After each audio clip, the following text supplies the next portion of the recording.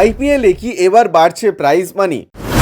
2008 থেকে 2023 অবধি পুরস্কার মূল্যের বিস্তারিত তালিকা। আইপিএলের সপ্তদশ সংস্করণের সূচনা হচ্ছে আগামীকাল। চেন্নাইয়ের চিপকে উদ্বোধনী ম্যাচে মুখোমুখি হবে চেন্নাই সুপার কিংস এবং রয়্যাল চ্যালেঞ্জার্স বেঙ্গালুরু।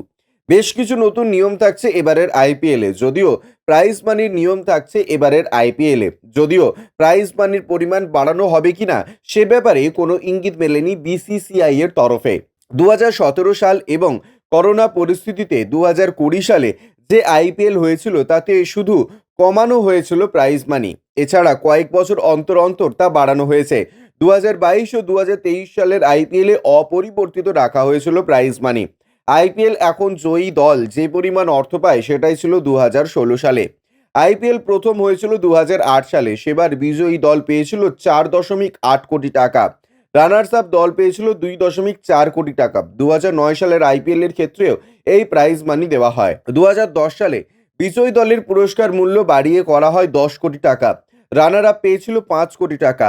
2011, 2012, 2013 সালের আইপিএলে প্রাইজ মানিতে কোনো রকম রদবদল আসেনি, অর্থাৎ বিজয়ী এবং বিজিত দল একই পরিমাণে অর্থ পেয়েছিল। 2014 সালে ফের বাড়ানো হয় আইপিএল এর পুরস্কার মূল্য। সেবার চ্যাম্পিয়ন দলকে 15 কোটি টাকা ও রানার আপ দলকে দেওয়া হয়েছিল 10 কোটি টাকা। 2015 সালে এই অঙ্কই অপরিবর্তিত ছিল। 2016 সালের আইপিএলে চ্যাম্পিয়নদের প্রাইজ মানি বাড়িয়ে 20 কোটি টাকা করা হয়। রানার আপ দলের পুরস্কার মূল্য বেড়ে হয় 11 কোটি টাকা, যদিও 2017 সালে তা কমিয়ে করা হয় যথাক্রমে 15 কোটি এবং 10 কোটি টাকা। 2018 সালের আইপিএলে চ্যাম্পিয়নদের প্রাইজ মানি ছিল 20 কোটি টাকা, রানার আপ দলের ছিল 12.5 কোটি টাকা। 2019 সালের আইপিএলের বিজয়ী ও বিজিত দলের পুরস্কার মূল্যের কোনো রদবদল হয়নি। 2020 সালের আইপিএলে প্রাইজ মানি কমিয়ে আনা হয় যথাক্রমে 10 কোটি ও 6.25 কোটি টাকায়। 2021 সালে চ্যাম্পিয়ন ও রানার আপ দলের প্রাইজ মানি ছিল 2019 সালের মতোই। 2022 সালে চ্যাম্পিয়ন দলের প্রাইজ মানি বাড়ানো না হলেও রানার আপ দলের পুরস্কার মূল্য বাড়িয়ে 13 কোটি টাকা করা হয়। একই কাঠামো অপরিবর্তিত ছিল গত বছরের আইপিএল এর জন্য। বিসিসিআই এর অন্তরে জল্পনা, এবার আইপিএল এর প্রাইজ মানি বাড়ানো হতে পারে। আইপিএলে সবচেয়ে বেশি রান করা ক্রিকেটার পান কমলা টুপি, সর্বাধিক উইকেট শিকারী পান বেগুনি টুপি।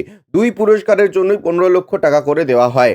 এছাড়াও থাকে emerging player, most valuable player, power player of the season, super striker of the season, game changer of the সিজনের মতন পুরস্কার, যার পুরস্কার মূল্য ঘোরাফেরা করে 12 লক্ষ থেকে 20 লক্ষ টাকার মধ্যে। ব্যুরো রিপোর্ট, ইউজে নিউজ।